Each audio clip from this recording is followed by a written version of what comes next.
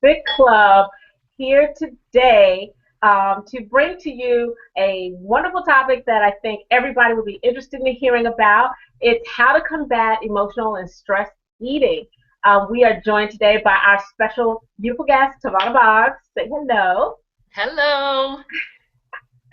And we hope this is informative. If you have any questions, make sure you leave a comment in the forum, and I will be checking periodically to ask the question live on air. Otherwise, we will get started. So, Tavana, thank you for joining me today on a beautiful Saturday afternoon. I know that's tough. We're all busy, but I'm really glad that you joined me. Can you introduce yourself to everybody? Sure thing. Thank you so much for having me, Diata. I want to say welcome everybody. I hope you get a lot out of this, and I'm open for any time, any questions that you think of after our broadcast. But I'm Tavana and the founder of So Fit Ladies, which is a social fitness organization for women that I started. And I'm also the founder of Tavana Denise Weight Loss Coaching. So that's me in a nutshell and why I'm here. Okay. So, what is your background on this topic in particular? You mean besides the fact that I used to weigh 224 pounds at some point? Wow. Yeah, well, my background, my training is a physical therapist. I've been that for 13 years, with the last 7 with me specializing in acute care, which is hospitals. And so I get to see on a daily basis what happens when we don't fuel the body properly and when the body starts to break down. And going back to that time when I stepped on this scale and I was 224 pounds, I was desperate and I was like, I need to figure out what's going on with me. And I went initially to what I know, the science. And I went and got certifications as a nutrition and lifestyle coach, exercise coach, strength and conditioning specialist, wellness coach. I'm a CrossFit level 1 certified coach, but I was still struggling because most of us know you're supposed to eat a certain way and work out, and that keeps your body in balance. But what do you do in other times? So my mother suggested that I go to Weight Watchers, and I reluctantly went. And I started to have a lot of success, and I was counting the points, doing really well. But after a while, I noticed the motivation started to wane, and I wouldn't count points if I was stressed out or angry or bored or lonely. So that's when I went in search of how do I deal with this emotional eating, this stress eating, and that's what led me to the work that I do now with the life and weight loss coaching. Oh, wow, that's awesome. So it took your own personal journey to help you get here. Oh, absolutely. So what do you think is the primary cause for people doing a lot of or participating in a lot of emotional eating nowadays?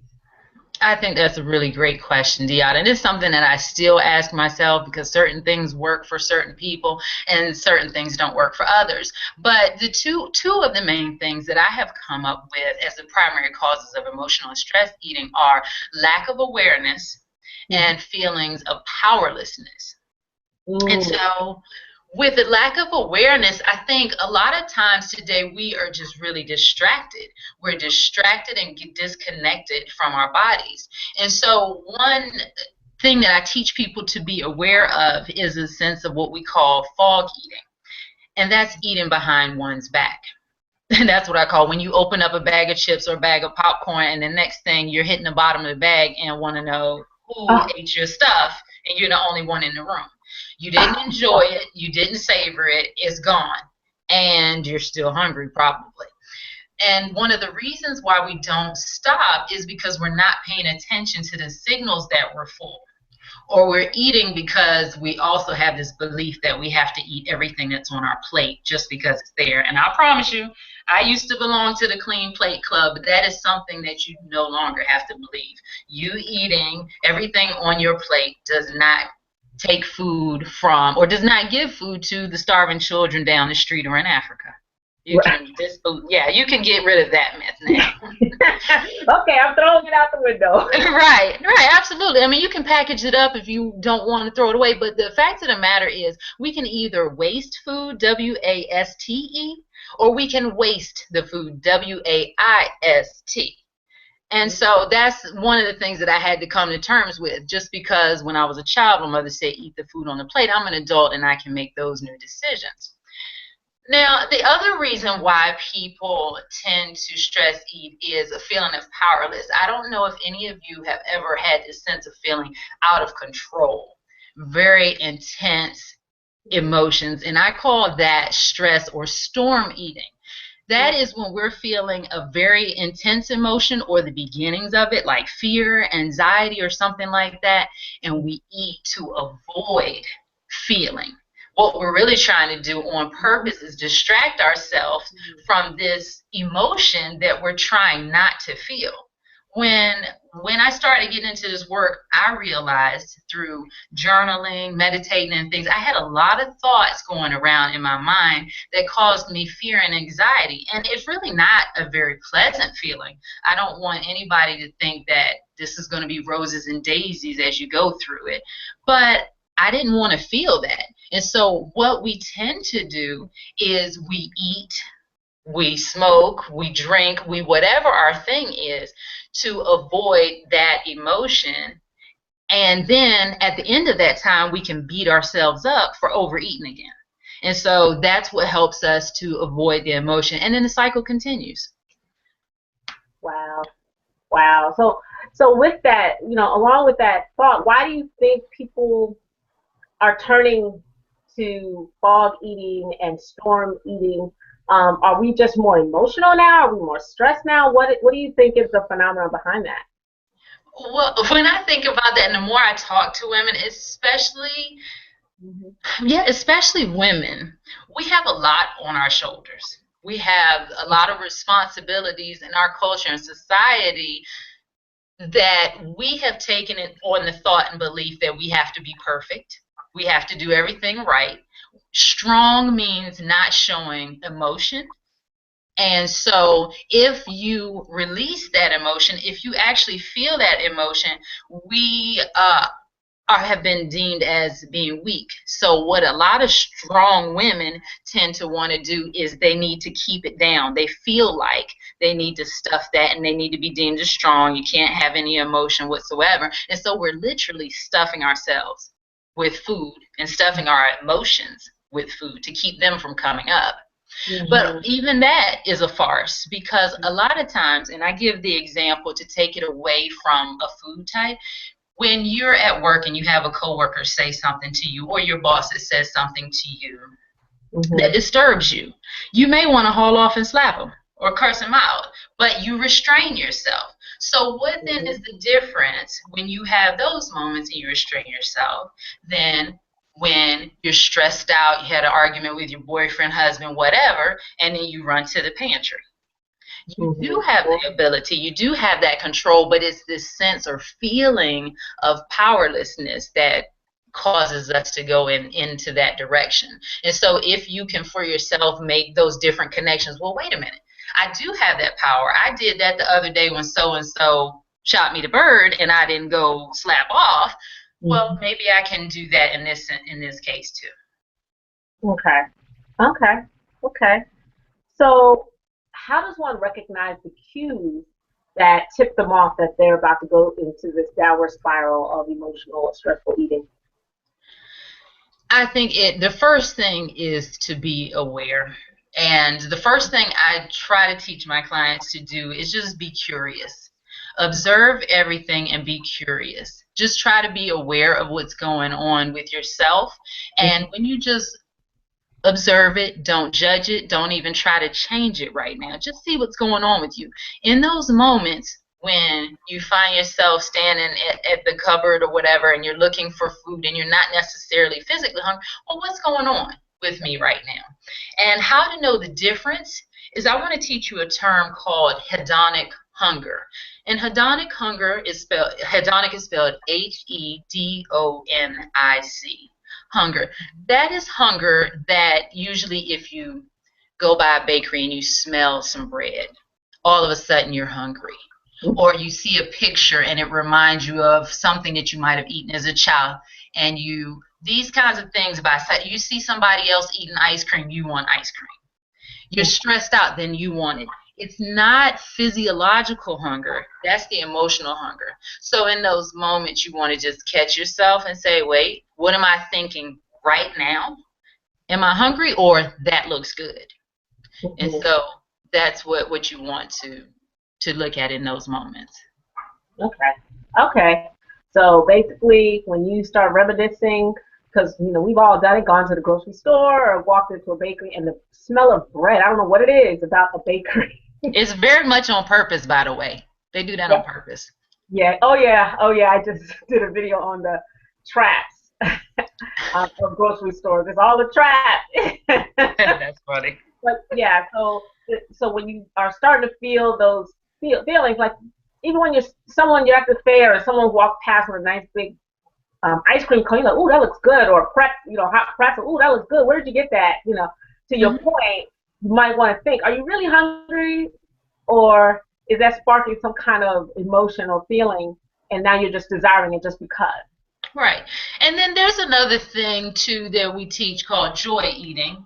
And so I don't want anybody to think that we should go through this life without having ice cream, without having cheese, without whatever that thing is.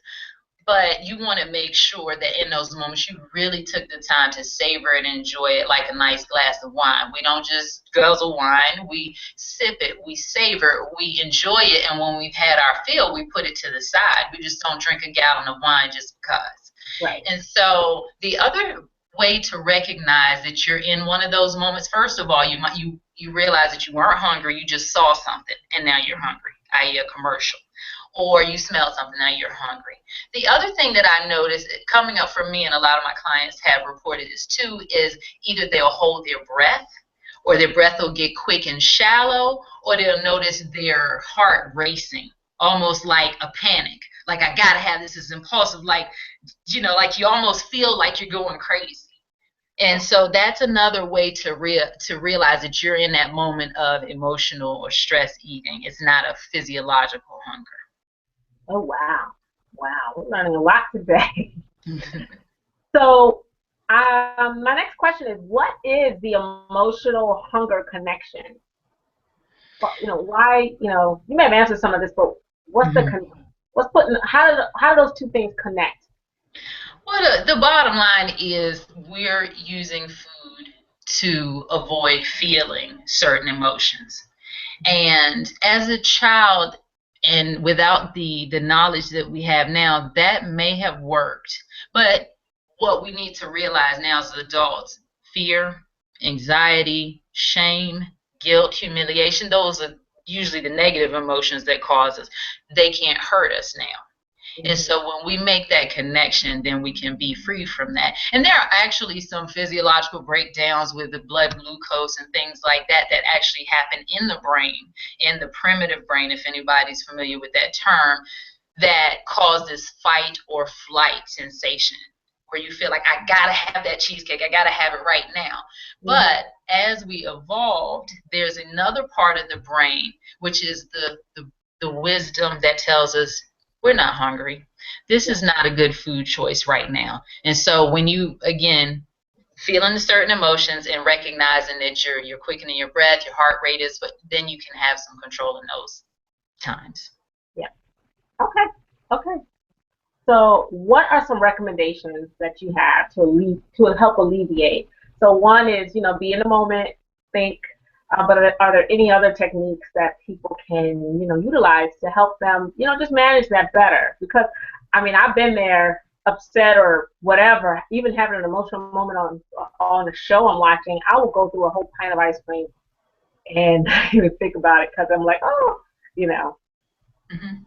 So, yeah, So a couple, yeah.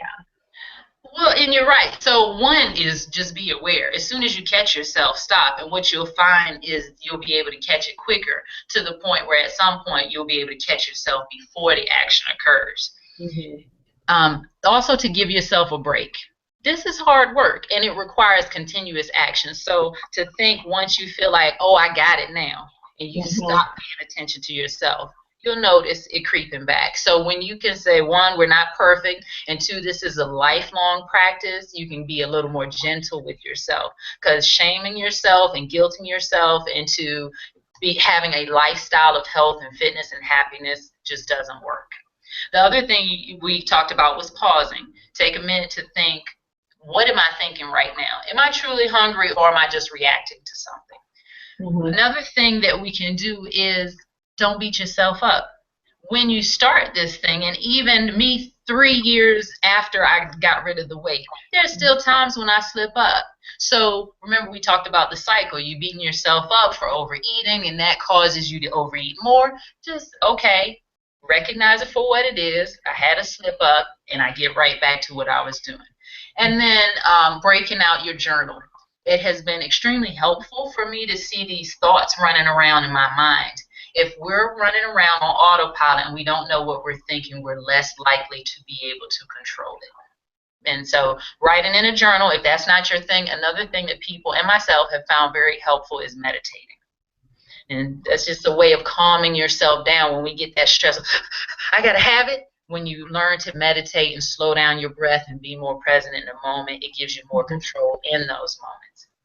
So when you say meditate, are you saying take a session in the morning, afternoon, or evening, or are you saying sometimes there's a method to meditating at the time you're feeling the anxiety of wanting something like right now, not wanting to wait, that you can use to? Yes, I'm saying both. And I tell people it's whatever works for you. So I started out trying to have just a 5-minute daily practice in the morning. It gets my head together and I feel a little bit more control throughout the day. Now, that 5 minutes in the morning may have dissolved by 2 p.m. and I'm getting tired and they done got on my nerves at work and everything like that. So if something happens, especially if I walk into the break room and somebody's leaving and they just left a pile of donuts, then I may need to take another 1 or 2 minutes to focus on my breathing. And is this what I really want right now? Or am I sabotaging what I really want for my future? So it works anyway, whatever works for you. If you're not a morning person, do it at night. But it's very flexible. I don't want people to be very rigid for you. You do what works for you and what you find naturally goes into your routine. Okay. Well, great. Well, those are all of my basic questions, but do you want to, and I don't have any questions that people, wrote in because I was checking, but are there any final words or last words that you want to leave people with who are watching? I do. I want to say something because I've been guilty of it too, about this thing about good and bad foods. Okay, just one quick thing about the notion of it. There are some foods that definitely serve our body. They help it function at a higher level than others. But we are adults. You can eat whatever you want to. You may choose not to eat a certain thing because it makes you feel bad. You get a headache, stomach ache, bloated, dry, whatever the case is. But what I found is that the moment you label something bad, you give it a power that can make you crazy. And so it's something about you giving yourself permission to have that food that takes the power and the charge away from it. And so that's what I want to say, the good and the bad. Okay, the food just is. It doesn't care. It doesn't love us, things like that. It just is. We are the ones that give it the power by saying it's good or bad. You can have, I had one client, she really, really just got power from, once she realized that she could have the ice cream, which she had thought all these years was just so bad, and then she ended up eating it all the time and overeating it because it just was this crazy cycle, and she didn't even want the ice cream anymore. And that was the best gift.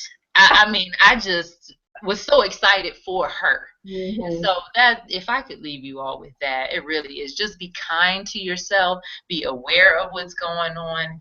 Know that this is a lifelong journey and we may stumble along the way, but you always have a choice. You don't have to do anything.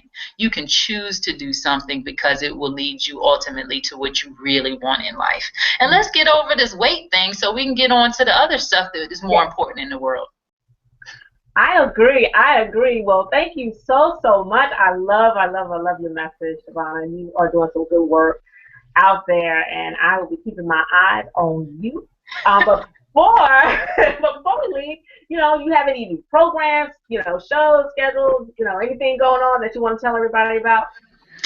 Wait, I just have to tell y'all to stay tuned. You can go on to if you're a Facebooker, you can go on to Facebook /Tavona Denise, TaVona Denise, DENISE. I'm always posting inspirational message, things to think about, some food, some little fun stuff, a little bit of everything in their workouts. And we'll be getting onto YouTube, and soon we'll start to I'll probably do another round of my weight loss coach and jumpstart. It's a 6-week program, so you'll want to look for that closer towards the end of the year, where those nice little resolutions start creeping back in. So this is the year, this is the time where we do it for good. I love it. I love it. Well, thank you, Tavana, for joining me this afternoon. Thank you, everybody, for watching. Again, this will be rebroadcast on my YouTube channel at YouTube/Curly, CURLEEDST, or just look for Femme Fatale Fit Club TV, and you can find out all the good information that we talked about today. Thanks for watching. Thanks for your support. Comment, like, share. As always, subscribe. Make sure you subscribe. And we will see each other soon. Bye. Thanks, Deanna. Thank you.